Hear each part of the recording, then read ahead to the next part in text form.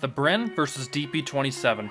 The Bren is the most popular LMG in Warzone, while the DP27 is barely used in the game. But these weapons aren't as different as you might think, and it's time we figure out which one is the best by going over the stats.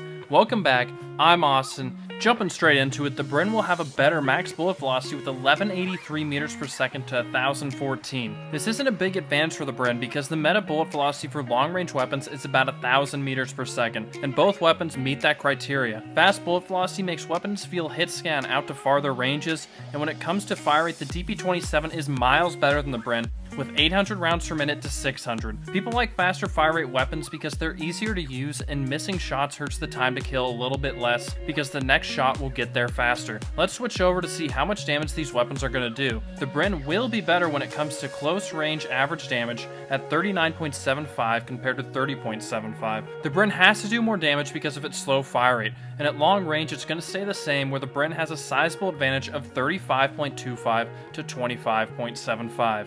Now, if we take a look at a full damage breakdown, we're going to be looking at head, chest, stomach, and limb damage. We can see that these weapons have similar damage profiles. They're both going to have a 1.4 times headshot multiplier, which is below average on weapons, but still good. Then they both have equal damage from chest to stomach, but have a limb damage that's lower. This is a good damage profile because it equals fairly consistent feeling weapons with upside on headshots. The best is when you don't have any damage drop off from chest all the way down to limbs. At the second damage range, the breakdown is the same, but the Bren has a big advantage where it actually has a next shot damage multiplier that isn't quite 1.4 times like headshot damage, but it is 25% increase from chest shots, giving it a bigger area to improve its time to kill, making it way easier to use over other weapons. Speaking of time to kill, the most likely TTK close range is actually going to be a tie at 600 milliseconds. I told you these guns stack up pretty well against each other. The Bren will, however, take 2 less shots to kill, with 7 compared to 9 for the DP27 because of its high damage low fire rate, and the Bren requires 4 chest or stomach shots for this time to kill, while the DP27 will require you to hit 7 chest or stomach shots, but that is super easy to accomplish at close range, so don't worry about it. These weapons are going to be super consistent with their time to kills because of their consistent damage output, and the first issue with these weapons is that they're both actually going to take 3 headshots to lower their time to kills to 500 and 525 milliseconds respectively. The important note from this is don't go for headshots with these weapons, just make sure you hit your shots. And before we switch over to the long range time to kill, let's actually talk about the range on these weapons. The Bren will have a slightly better range with 45 meters to the DP27's 41. Not a big advantage for the Bren you would think, but here's the reason the Bren is absolutely broken, and that's because of a barrel, this Queen's 705 Royal, that makes it have infinite range, meaning the time to kill and damage never drop off. That's actually pretty crazy. Whoever thought that was a good idea should probably be fired or at least demoted in a position. I'm sure that it's going to get patched eventually and nerfed, and I'm still going to be giving you its long range time to kill as if the damage did fall off without the barrel, just so whenever it does get nerfed, you still have all the facts that you're going to need to pick between these two weapons. Before moving to the long range time to kill, make sure to like the video, it really helps out. And jumping back into it, the Bren will have the better time to kill by a decent margin with 700 milliseconds to 750. The Bren takes 3 less shots to kill now, from 8 to the DP27's 11. You're going to need 4 chest or stomach shots with both weapons to get these time to kills. That's going to be a bit harder to accomplish on the Bren, but still fairly easy to do. Now, the bad news is they're both still going to be taking 3 headshots to lower their TTKs to 600 and 675, respectively. The Bren next shot damage is completely useless on the weapon currently. It might as well not even have a multiplier there because it takes 4 next shots to affect the time to kill at close or long range. I know I said that was an advantage earlier, but on the Bren, currently, don't even worry about it. And I would like to reiterate to don't go for headshots on either one of these weapons. It is a waste of time and will more likely make you perform worse with either one of these weapons.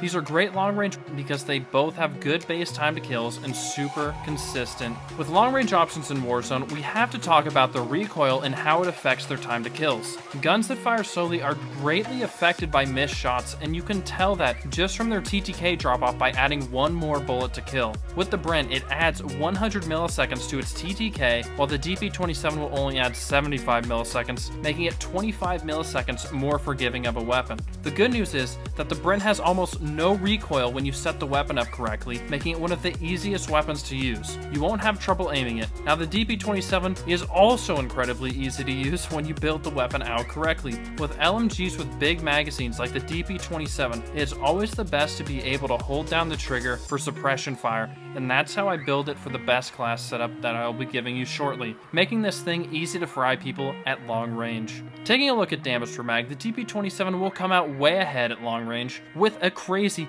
2,704 to 1410 advantage. The reason this is such a huge difference is because the DP27 has a 105 round mag and the Bren will only have a 40 round one on their long range best class setups. This stat is more important the bigger the mode, making it the most influential within quads, and the DP27 is kind of an overkill amount of damage per mag, but the Bren is actually surprisingly low for an LMG because it only has the 40 round mag, which is really odd on a light machine gun, but totally worth using. All in all, you could run into problems using the Bren in bigger modes such as quads because of the low damage per mag, making it super important for you to hit all of your shots.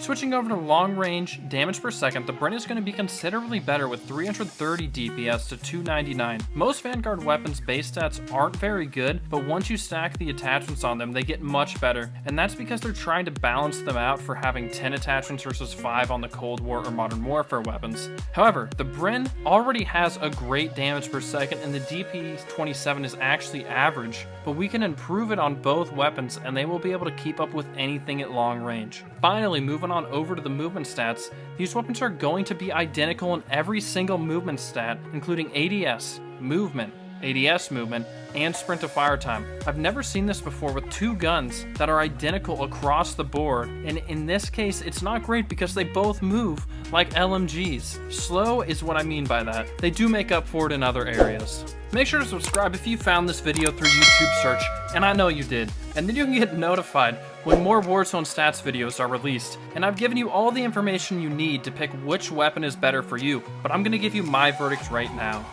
The Bren, until it gets nerfed because it's the most broken gun in Warzone right now, which allows you to look over the small magazine size, which gives you poor damage per mag and slow handling stats, but LMGs normally compensate for that by having a giant clip like the DP27, making it okay. But the Bren is broken because of its unlimited range and unbelievable long-range TTK because of that at 600 milliseconds, but the DP27 is one of the top guns in Warzone currently, and my favorite LMG from Vanguard, because of its great fire rate of 800, minimal recoil, competitive time to kill, and huge magazine. It is one of the friendliest to use weapons in the whole game. Remember, don't go for headshots on either of these weapons, and they're going to be super consistent feeling, making you know how they're going to perform at all times.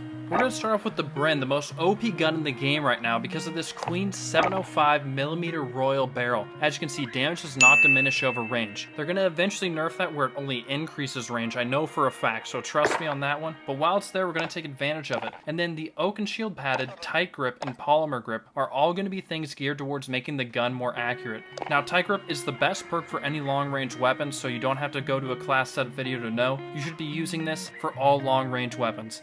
Now, the 40 round mag is what I want to focus on, because this is something we're going to be switching whenever they nerf that barrel, because currently it increases the fire rate, which is super important to make the gun more forgiving when you miss any shots, but it will lower bullet velocity and range, and that's going to be hurtful when we get into the future and that barrel only increases range instead of being limitless. When that happens, we're going to switch up to the 50 round mag because we actually will gain bullet velocity plus range. That's going to be the class setup, and now we're going to be switching over to the DP27. And for this class setup, everything we're going to be doing is going to be geared towards making it have a better damage range and being good during sustained fire. So the F8 stabilizer will be giving us the damage range, and then pretty much everything else is geared towards the accuracy.